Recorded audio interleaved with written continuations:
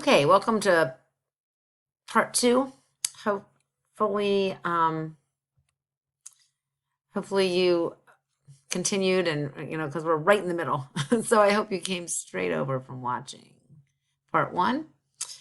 As I was saying, once you have a fraction equal to the other side, you can simply multiply both sides by the denominator. Okay? Luckily, this is a 1 here, so I'm just taking 1 times this denominator. Okay, so I have x plus 1 equals 2 times x minus 1, because I'm just going to be multiplying that times the 1 here. So I have x plus 1 equals 2x minus 2. I'm going to distribute the 2 through. I think I'll subtract x from each side. So I have 1 equals x minus 2.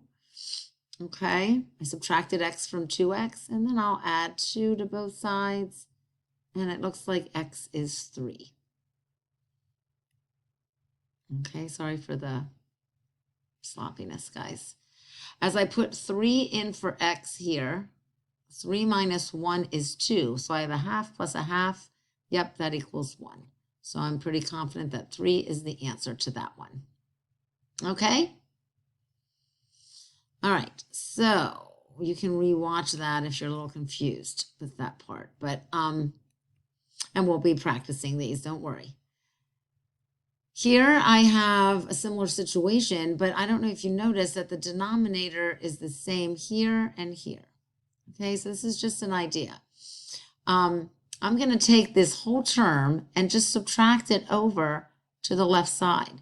So I have the y over y minus 3. And then I'm going to subtract the 3 over y minus 3. Since they're the same denominator, let's just get them on the same side.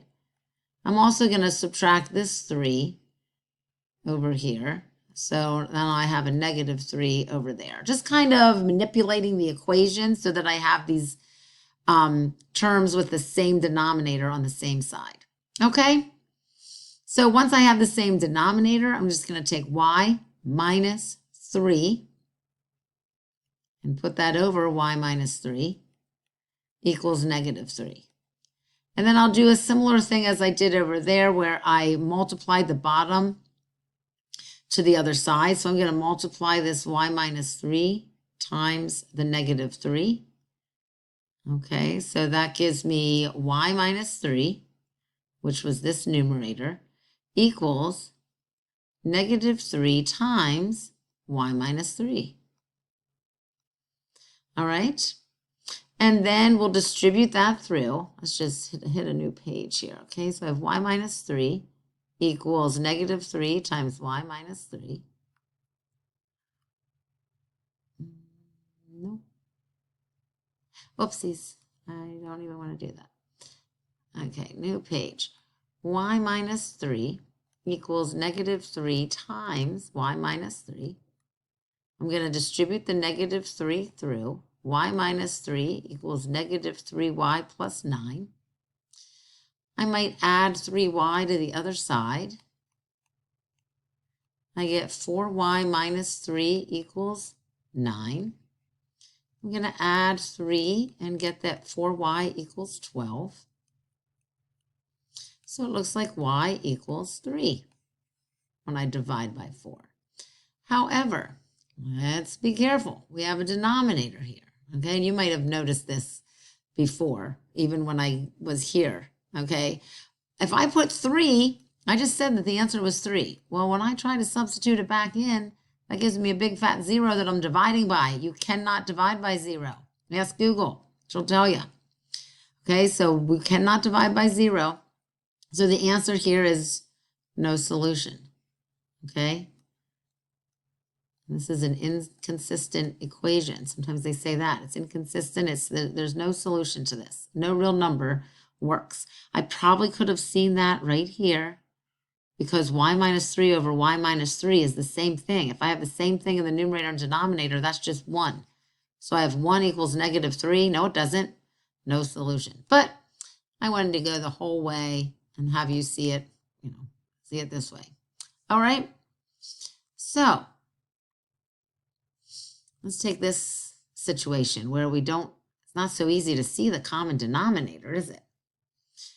One thing when you have a quadratic, and we are going to get to quadratic equations later, but you have all had algebra 2, so there are a couple that you might have to factor. I hope you remember. We'll go over this again when we practice, but this is the difference of two squares. So another way to write x squared minus 1 is x minus 1, x plus 1 in the factored form, right? If I FOIL this, I get x squared plus x minus x, that goes away, and then minus 1. So basically, I keep hitting that. I have 1 over x minus 1 plus 1, no, minus 1 over, oops. Okay. Minus 1 over x plus 1 equals 2 over x minus 1, x plus 1. So guys, what you can do is notice that the common denominator is x minus 1, x plus 1. In this case, I already have x minus 1, but I don't have an x plus 1, so I'm going to multiply the top by x plus 1.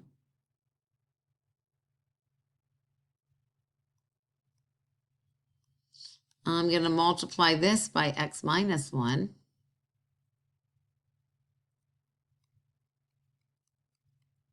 Okay. And then something unique happens here. They all have the same denominator, right? So as long as the numerators are equal, we should be okay. So since every denominator is the same here, I am just going to set the numerators equal to each other. Okay, now be careful, guys. This is the biggest mistake.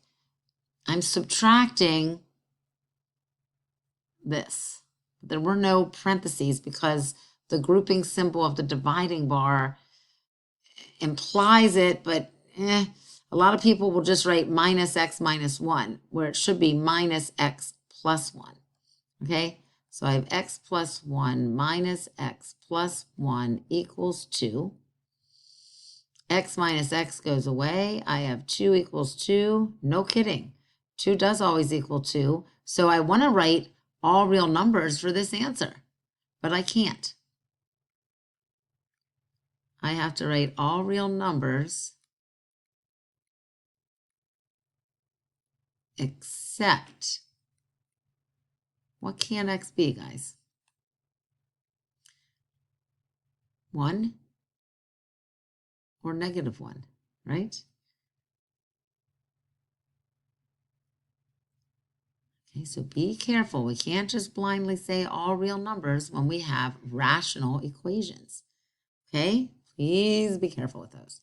All right, so one of our essential questions was, how are solving rational equations with denominators, different from solving linear equations? Okay, I'm not going to write that answer here, guys. It's one of our essential questions. We'll be working with that question all week, so just think about it. Okay, here we go. Again, I just have one fraction equal to a number, so I am simply going to multiply. Gosh darn it. I'm going to multiply, if I can, the bottom by negative 5/3. Okay, I multiply both sides of this equation by x minus 3. So that gives me x plus 2 equals negative 5/3 x plus 15/3, which is 5. I'm going to add 5/3 x over with the x. I'm going to subtract the 2 from the 5. Okay. Now this is 1x. I'm going to think of it as 3/3 x. I have 8/3 x equals 3. Divide by 8/3 or multiply by 3/8. it looks like I get 9/8 for my answer. And 9/8 is not 3, right? The only thing I couldn't have was a 3. I want to make sure I didn't get 3 for an answer, but I got 9/8. Okay, and you can always stick that in using your calculator. 9/8 plus 2 divided by 9/8 minus 3, and make sure you get negative 5/3. Okay? All right, absolute value equations is what's next. All right, I want you to think about how to solve absolute value of what is going to give me 5.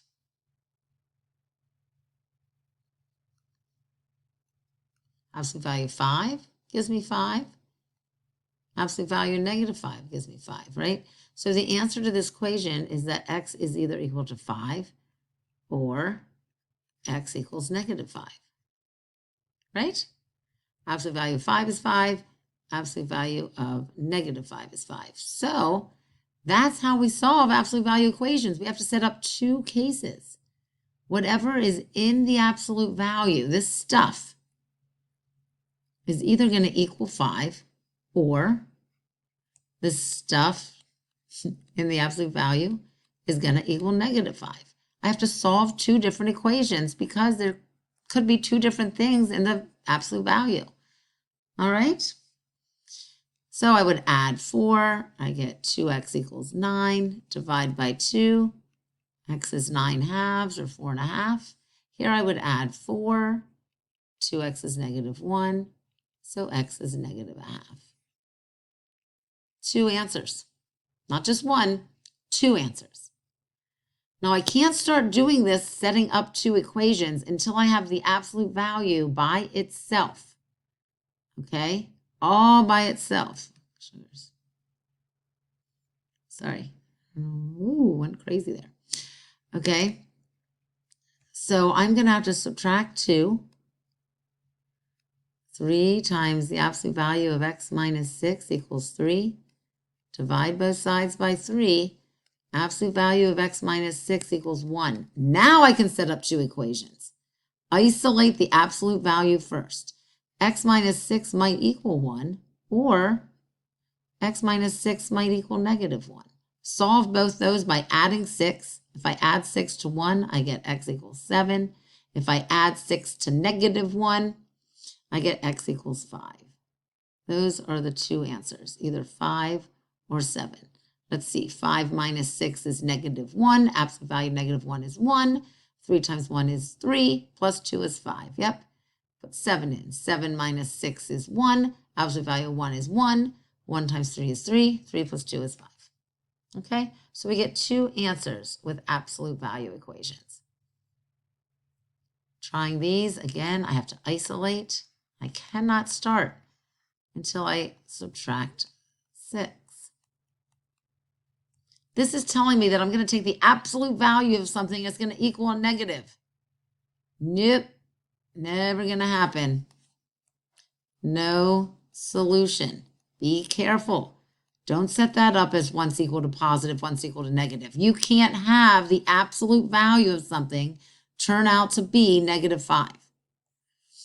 This one, what am I going to do? 3x minus 2 equals 0. 3x minus 2 equals negative 0. Nah, I just have to set up one equation. There's not a negative 0. So the answer is just 2/3. So sometimes people say there's always 2 answers to an absolute value equation. No. Sometimes there's only 1 answer because the absolute value equation was set equal to 0. Sometimes there's no answers at all because the absolute value equation is set equal to a negative. Most times, though, you do get 2 answers. Okay, so how are solving absolute value equations different from solving linear equations? You might have some ideas. I'm not going to give it away. Those are the essential questions of the lesson. Okay, so that's 1-1.